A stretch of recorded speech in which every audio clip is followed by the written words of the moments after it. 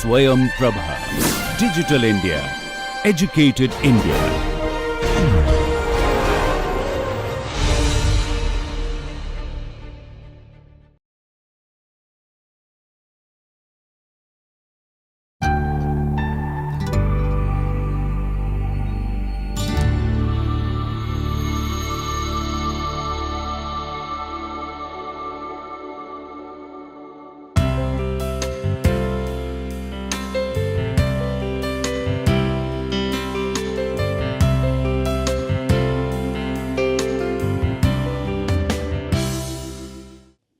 Hi everyone, welcome to the lecture number 19, the sixth lecture on labor market equilibrium. So far, we have discussed about the labor market outcomes in a competitive environment, discussed about how wage and employment is decided in a perfectly competitive labor market, and these outcomes in a competitive environment, how it is the most efficient way of allocating the resources. Further, we discussed about the impact of tax and subsidies, how this tax and subsidies they impact the outcome of this labor market and distorts some kind of efficiency in the labor market, which leads to a deadweight loss to the economy at aggregate. We discussed about the cobweb model, where we discussed that how the lag effect of the change in the demand and supply creates a form of cobweb in the labor market. In this lecture, we are going to discuss about the labor market outcomes in non-competitive environment. In particular, we will discuss about the case of monopsony, and in our subsequent lectures, we will discuss about the labor market outcomes in a situation of monopoly. Monopsony in the labor market refers to a situation where there is a single buyer, typically a large employer or industry that has significant power to influence wage and employment level in the economy. So, in a monopsonist labor market, the employer faces an upward sloping supply curve for the labor, which means it must increase wages to attract additional workers. So, this results in the employer paying a lower wage than it would in a perfect competitive labor market, which may lead to lower overall employment and potential efficiency in the labor market at aggregate. So, monopsony power can arise due to so many factors like barriers to entry, geographical isolation or industry concentration. So, let us discuss some of the properties of this monopsony labor market. The first property of this monopsony labor market, as I said, there is a single buyer.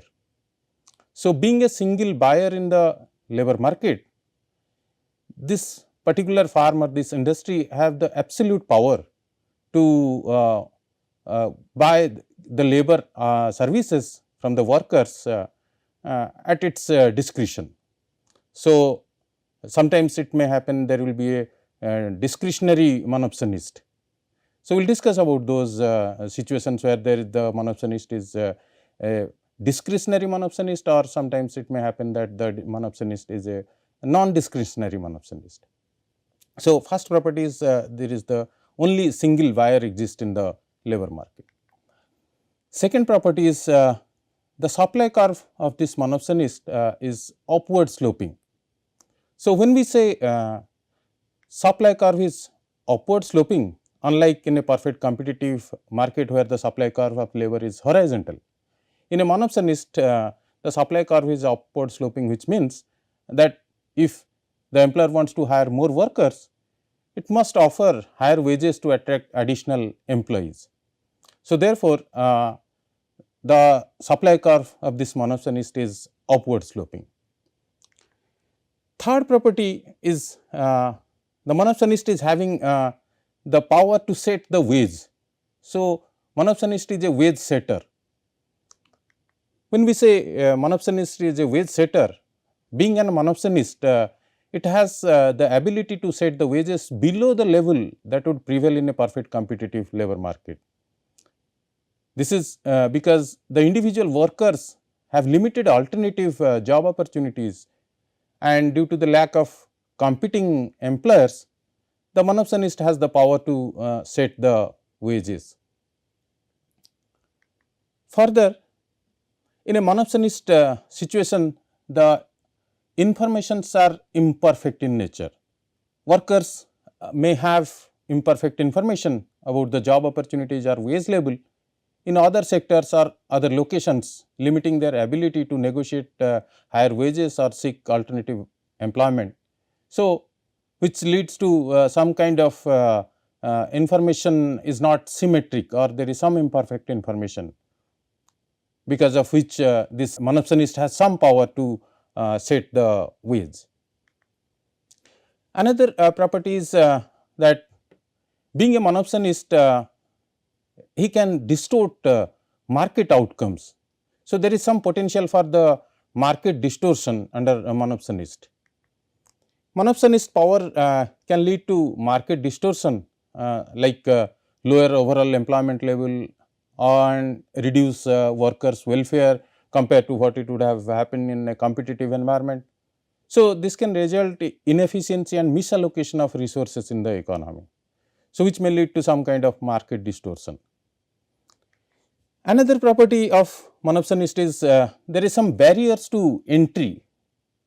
Now, monopsonist may benefit from this barrier to entry, like high startup costs, regulatory hurdles, or patented technologies, which limit the ability of the new firms to enter into the market and compete for the labor.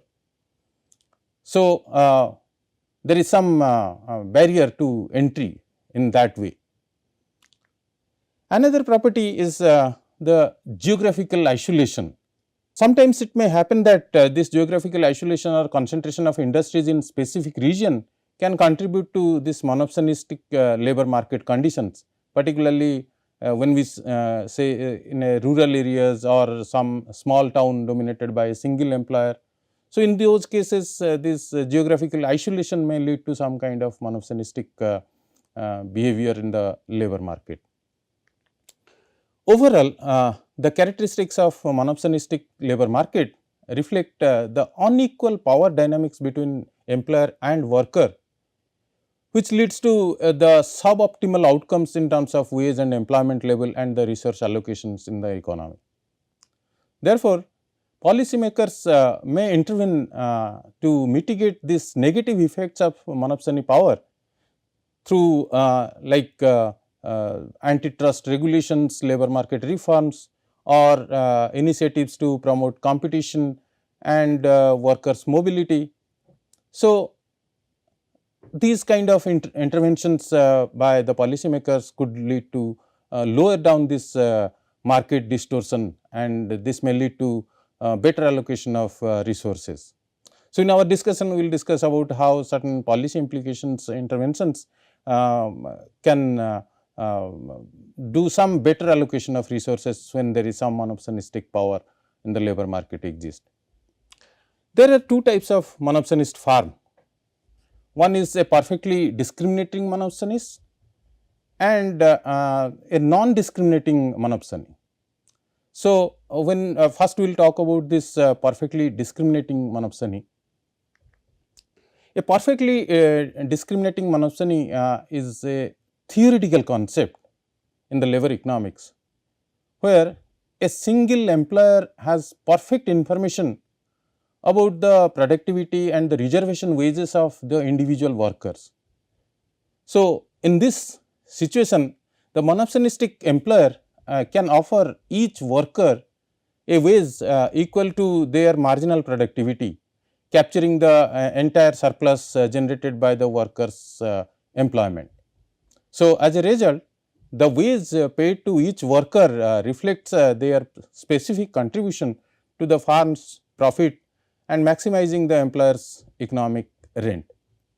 So, to understand how this perfectly discriminating monopsonist works and what will be the labor market outcomes, we have considered this basic demand and supply framework, where if you look at this graph, on the x axis we have taken employment, on the y axis we have taken wage, and the first property is that of this perfectly discriminating monopsony is that the monopsony hires the workers at their marginal cost, which means firm is aware of that what is the reservation wage of each workers in the market. So, when firm hires would like to hire 10th worker, the firm is going to give him the wage rate W10. So, at this wage rate, this 10th worker is going to enter into the labor market. If he wants to hire or the 30th worker in the labor market, then he has to pay the wage rate W30. So, the perfectly discriminating monopsony is having the information that what exactly the reservation wage of these individual workers. So, he pays additional workers at their reservation wage. When he is going to add one more worker, when he is going to add the 11th worker, he is going to pay the wage rate W11, that is the reservation wage of the 11th worker. So, by doing so, the supply curve of the monopsonist firm is upward sloping.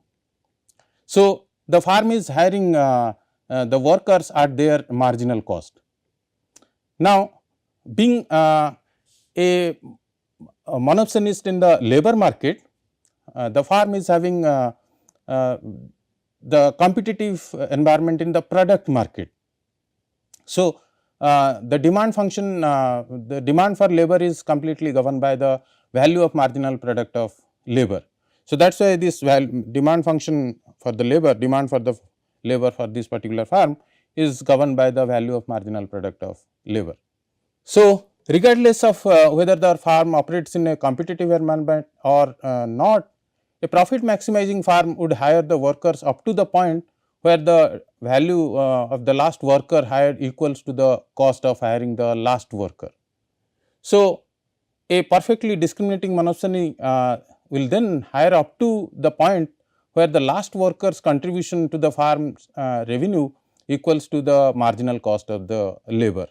So, if you put it differently, then market equilibrium occurs at a point A, where the supply equals to demand, and the perfectly discriminating monopsonist hires E star workers, which is exactly the same employment level that would have been observed if the labor market were in a competitive environment.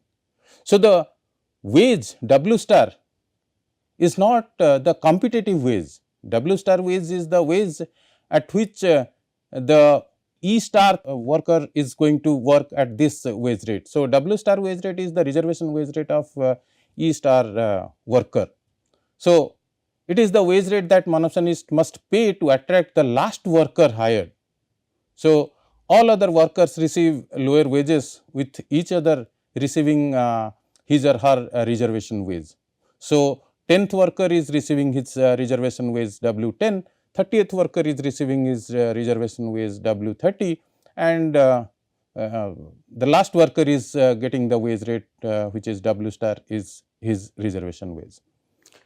So, in a perfectly discriminating monopsony, each workers get the wage rate as per their reservation wage and as per their marginal cost. So, an example of a perfectly discriminating monopsony would be like a small town hospital in a rural areas where it is the only major employer. So, hospital is the only major employer. Let us say hospital has the detailed information about the skills, experience and the productivity levels of all potential nurses in that area. So, the hospital could use this information to offer each nurse a wage precisely equal to their individual productivity level, capturing entirely of the surplus generated by their employment. So, by paying each nurse their marginal productivity, the hospital maximizes its profit while ensuring it attracts that and retains the necessary nursing staffs.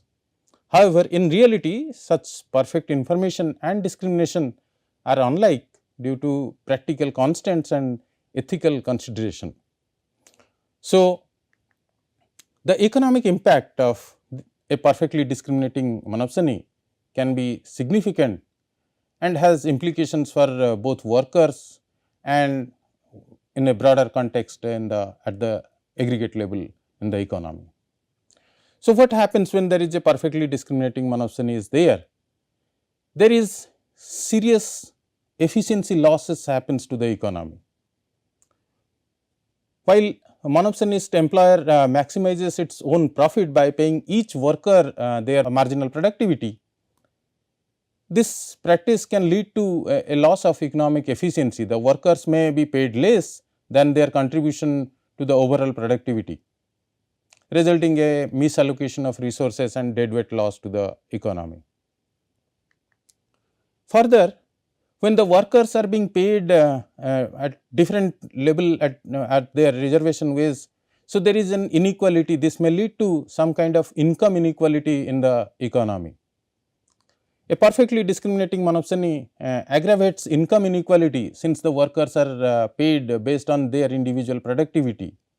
So, those with higher skills or productivity level may earn significantly higher wages than others, which may widen the gap between high and low income workers in the economy.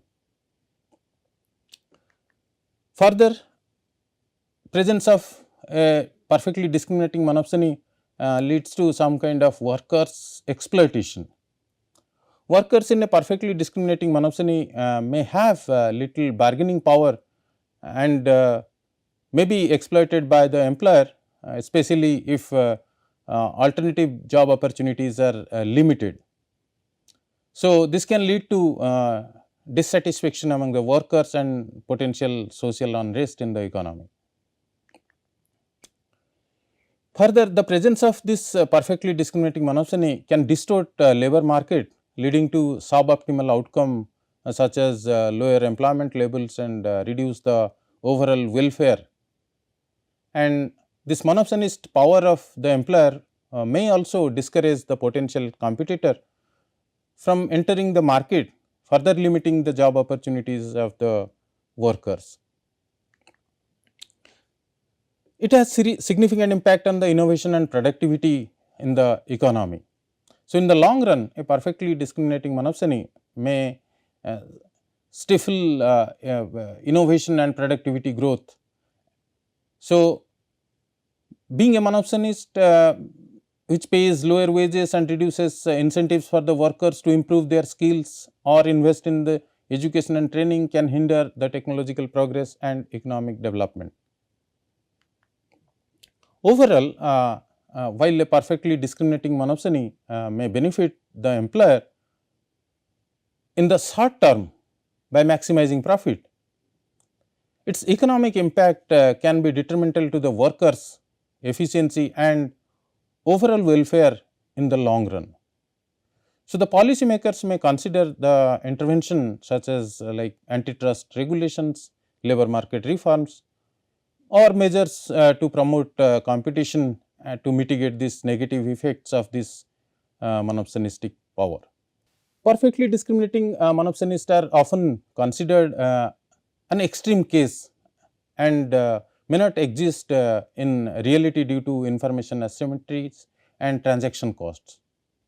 So, this concept contrasts with the standard monopsonist situation where the employer faces uncertainties about the workers' productivity and must set wages based on average market conditions rather than individual characteristics.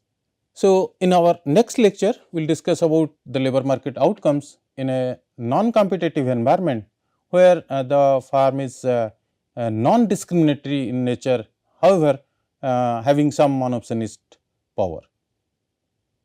Thank you.